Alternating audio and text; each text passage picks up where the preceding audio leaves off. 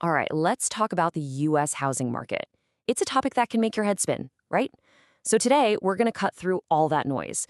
We'll use the latest data to figure out what is really going on and, more importantly, what it means for you.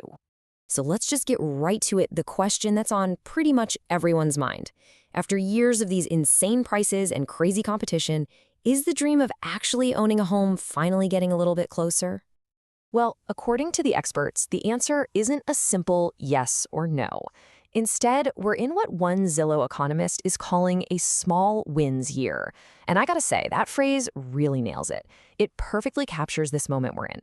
There's definitely progress, but it's slow, it's steady, and you really have to know where to look for it. So what does a small wins year even mean? Well, here's our game plan to break it all down for you. First, we'll talk about what affordable even is. Then we'll get into the good news, followed by the one big hurdle most buyers face. After that, we'll see how location changes everything, and then we'll wrap it all up with the final outlook. Sound good? Let's dive in. Okay, first things first, a glimmer of hope. Before we can even start talking about whether things are getting better, we got to be on the same page about what better even looks like in the housing world. And honestly, it all comes down to that one single word, affordable. So here's the magic number you need to remember, the 30% rule. It's pretty much the industry standard.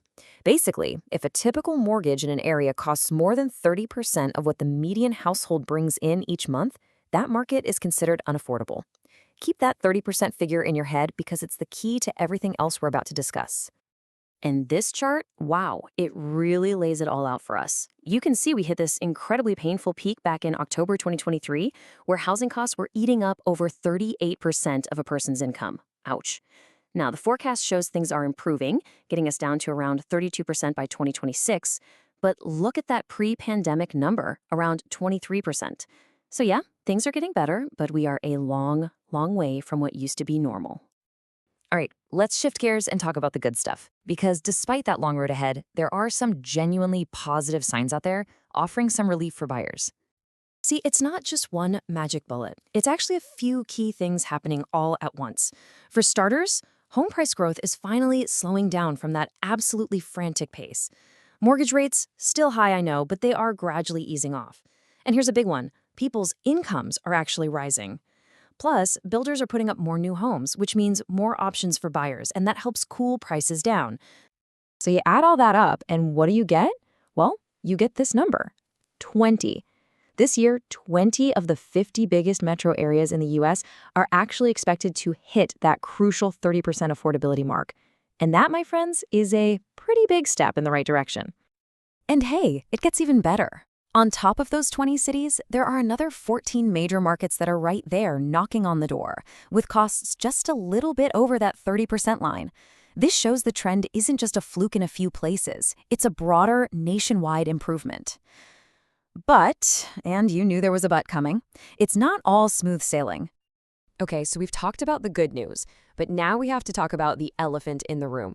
Because even if those monthly payments are starting to look a little more manageable, there's this massive wall that so many people hit first. This is where the dream of homeownership can, hit a brick wall. It's the single biggest financial roadblock that can stop a home search dead in its tracks.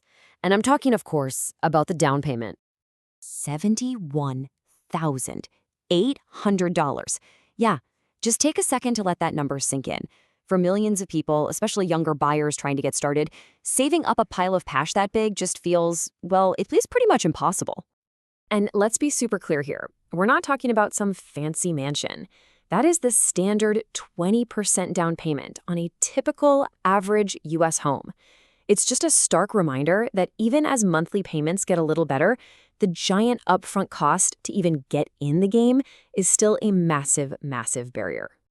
So when you put all this together, the slow improvements on one hand and this giant down payment problem on the other, you end up with this wild situation where your zip code basically determines your reality, which brings us right to section 4, a tale of two markets. It's like you've got these two completely different worlds. In one corner, you have improving markets like Chicago and Atlanta, where that mortgage payment is hovering right around that 30% sweet spot. But then you jump over to the other corner, to coastal cities like LA and New York, and a mortgage can devour more than half of the median income. And just think about what that does to the down payment. In those cities, that $72,000 figure we just saw, it gets way, way bigger, creating this almost impossible gap between renting and owning. But, in all of this data, there's always an outlier. And in this case, there's one city that is just going in the complete opposite direction of everyone else, a place where home values are actually predicted to drop. And that city is New Orleans. We're talking a drop of 4.5% forecasted for 2026. I mean, in a market where prices seem to only go up, that's huge. So what in the world is going on down there? Well, it turns out it's this perfect storm of local issues. First, the number of homes for sale is way up, which gives buyers a lot more power. Second, homes are just sitting on the market longer. And third, and this is a huge one in that region, the skyrocketing cost of insurance is shrinking how much buyers can actually afford to spend on the house itself, which is pushing prices down. Okay, so let's put a bow on this. Let's bring all these different pieces together. What's the big takeaway for anyone out there trying to make sense of this crazy market? It all comes back to that phrase we started with. This really is a small wins year. The housing market is healing, but it's not some dramatic overnight price crash. It's a gradual, slow, and steady improvement, which is exactly what economists say we need for a healthy, stable market in the long run.